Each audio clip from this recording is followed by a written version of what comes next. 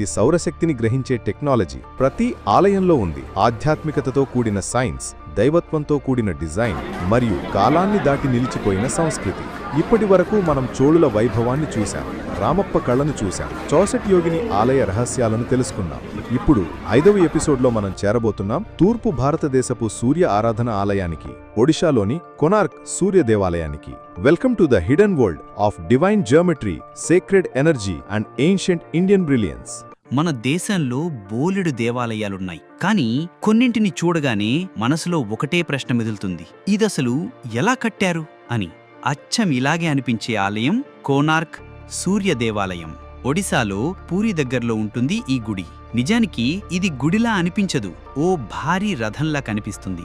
ముందుండే 7 గుర్రాలు, చుట్టూ ఉన్న 24 పెద్ద చక్రాలు, ఇవన్నీ కలిపి చూస్తే అదొక సూర్యుని రథంలాగే ఉంటుంది. అదే అసలు రహస్యం. ఈ ఆలయం